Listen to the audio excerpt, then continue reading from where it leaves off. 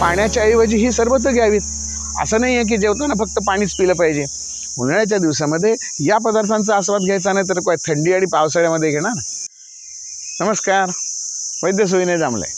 उन्हाळ्याच्या दिवसामध्ये मोजकं जेवण घ्यायचं असतं, अतिरेक करायचा नसतो। उन्हाळ्याच्या दिवसामध्ये अनेक फळं आपल्याकडे उपलब्ध असतात। त्याच्यामध्ये आंबा आहे, काजू आहे, जांभूळ आहे, करवंद आहे, जाम आहे, अन्य काही लोकल भोकर आहे। ही अन्य लोकल लेवलला पिकणारी फळं आपल्याकडे मिळत असतात। त्यामुळे या फळांचा वापर जर जेवणामध्ये जास्ती झाला तर उन्हाळ्यामध्ये ते सोयीचं असतं। देवांनी तशी सोय करून ठेवलेली असते। वातावरणातला उष्णता वाढलेली असते, वृक्षता वाढलेली असते, अंगातनं घाम येत असतो, शरीरातलं पाण्याचं प्रमाण कमी झालेलं असतं। मग शरीरात काय वाढवायला पाहिजे?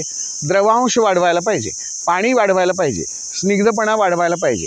मग जेवणामध्ये तूप पाहिजे, तेल पाहिजे, फळं पाहिजे, लिक्विड स्वरूपातले कोणते तरी पदार्थ जास्ती प्रमाणात घ्यायचे। म्हणजे आता या दिवसात आंबील पण करतात की नाही? पेस्ट तर आमच्याकडे असतेच, पण मंडपेय, विलेपी आणि ओदन हे भाताचे 4 प्रकार जे आहेत त्यांचे व्हिडिओ आपण आधी बघितलेले आहेत। त्याच्यातलं मंडपेय आणि विलेपी हे नाश्त्याच्या वेळेला सुद्धा चालू शकतात। म्हणजे एकदम निवळ पेज किंवा आटवल मऊ भात हा सुद्धा एक भोजनाचा चांगला पर्याय होऊ शकतो। त्याच्यावर तूप मेथकूट घातलं की एका वेळचा नाश्ता झाला। भाकरी जर खायची असेल तर त्याच्यावर सुकी भाजी करायची नाही। उन्हाळ्याच्या दिवसात भाकरीबरोबर खायला ओली भाजी करायची, रस भाजी करायची, दबदबीत भाजी। मग ती वांग बटाट्याची असू देत, पावट्याची उसळ असू देत, नाहीतर चण्याची उसळ असू देत, चिंच जर घातलेली असेल, नारळाचा रस जर असेल तर चविष्ट लागणारच आहे। असं त्याला भाकरी अशी बुडवून वरनं थेंब गळला पाहिजे त्या रसभाजीचा, इतपत ती पातळ ठेवायची रसभाजी। उसळ जरी केली तरीसुद्धा ती तशीच असते। ग्रेव्ही लावून जर तुम्ही काही भाज्या करणार असाल तरीसुद्धा थोडासा त्याला पातळपणा येऊ देत। अगदी पनीर मक्खनवाल्यासारखं घट्ट काही नको, लिक्विड। आणि एका भाजीमध्ये 2च भाज्या मिक्स करायच्या। जास्ती भाज्यांचा भडीमार केलात, मिक्स व्हेज करून जर घेतलं तर त्या सगळ्या पचवायला किती वेळ लागणार? त्यामुळे भाजी करायची तर फक्त वांग्याची असेल तर वांग्याचीच, बटाट्याची असेल तर बटाट्याची, जास्तीत जास्त वांग, बटाटा आणि कांदा, यापेक्षा आणखीन त्याच्यात काही भडीमार करू नका। दुपारच्या जेवणाला काय करावं? दुपारच्या जेवणामध्ये सुद्धा 2 ते 3च मोजके पदार्थ करावेत। सकाळी नाश्ता भरपूर झालेला असतो, मध्ये एखादं फळ झालेलं असतं, मग दुपारच्या नाश्त्याला, दुपारच्या जेवणाला आणखीन वेगळा काही सुग्रास मेनू आणि पंचपक्वान्न किंवा षड्रस आहार अगदी असं काही नसतं।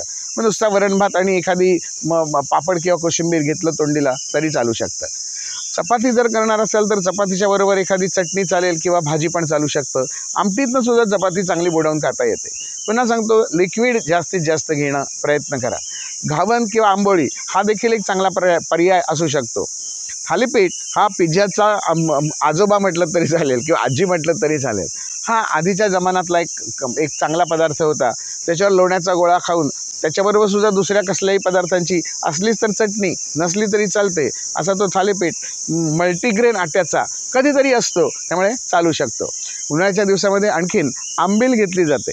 मग नाचणीच्या पिठाची आंबील किंवा ज्वारीच्या पिठाची आंबील हे सुद्धा पर्याय चांगले आहेत। ताक घालून केलेली पण चांगली आहे। सोलकढी हा तर राजमान्य प्रकार।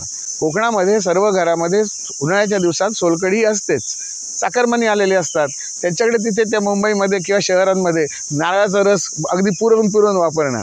इथे कसं हात सोडून जरा सैल पाटावर वंट्यावर वाटलेला नारळ आणि त्याची चव काही वेगळीच असते। त्यामुळे उन्हाळ्याच्या दिवसात सोलकढी हे पेयसुद्धा आणखीन चांगलं काम करतं। पेय जी असतात त्याच्यामध्ये कोकम सिरपपासून तयार केलेलं कोकमाचं सरबत आहे किंवा वाळ्याचं सरबत आहे, जिऱ्याचं सरबत आहे, चिंचेचं सरबत आहे किंवा बोंडूचं सरबत आहे, किंवा जर अगदी बाहेरनं महाबळेश्वर वगैरे जर तुम्ही आलात, स्ट्रॉबेरीचा स्क्वॅश घेऊन आलात तर ते सुद्धा थंड सरबत चालू शकतं। फक्त उन्हाळ्याच्या दिवसात हे मी जेवताना सुद्धा सांगतोय हां, पाण्याच्या ऐवजी ही सरबतं घ्यावीत। असं नाही आहे की जेवताना फक्त पाणीच पिलं पाहिजे। उन्हाळ्याच्या दिवसामध्ये या पदार्थांचा आस्वाद घ्यायचा नाही तर काय थंडी आणि पावसाळ्यामध्ये घेणार। फक्त लक्षात ठेवायचं, फ्रीजमधलं पाणी वापरायचं नाही किंवा बर्फ आणून बाहेरनं घातला तसाच्या तसा आणि वापरला, असं करायचं नाही। अशा वेळेला फळांचे ज्यूस चालतील की नाही? हो, चालतील। फक्त ते एका वेळेला मोठे ग्लास भरून लस्सी एवढे, पंजाबी लस्सी एवढे ग्लास घ्यायचे नाहीत। छोटे छोटे ग्लास घ्यायचे, सिप या स्वरूपामध्ये घ्यायचे। त्यामुळे त्याच्यातला थोडासा खटास आहे, त्याचा आंबटपणा आहे, त्याचा गोडपणा आहे, हा सुद्धा आपल्याला अनुभवता येतो। फ्रीजमध्ये ठेवून बाहेर काढलं तरी चालतं, पण बर्फातलं आणि अगदी वरच्या फ्रीजरमधलं असं काही नको। माठातलं पाणीसुद्धा चालण्यासारखं असतंच, माठाला एखादा फडका गुंडाळून ठेवायचा, लाल रंगाचं कापड असतं किंवा काळ्या पाट रंगाचं, जांभळ्या रंगाचं कापड, हे सुद्धा चांगलं चालू शकतं. साध्या पिंपाला देखील जरी तुम्ही कापड बांधलं आणि जर त्याच्यावर दर अर्ध्या तासाने पाणी थोडं थोडं शिंपडलं तरीसुद्धा आतलं पाणी थंड व्हायला मदत होत असते. त्यामुळे थंड पाणी असू देत, वाळ्याचं सरबत असू देत, छानपैकी दुपारी झोपायला सांगितलेलं आहे. दुपारचं जेवण झाल्यानंतर वामकुक्षी, आयुर्वेदात वामकुक्षी सांगितले, पण जेवणानंतर जे रोज झोपतात त्यांना डायबिटीस होण्याची शक्यता आहे. जेवणाच्या अगोदर झोपलं तर कायद्यातली ही पळवाट आहे. आधी झोपावं आणि मग छान जेवावं आणि मग कामाला लागावं. असं केलं तर आपल्याला आनंदही घेता येईल आणि हेल्थ पण मिळेल. हॅपीनेस आणि हेल्थ एकाच वेळेला मिळण्यासाठी दामले वाचा. धन्यवाद.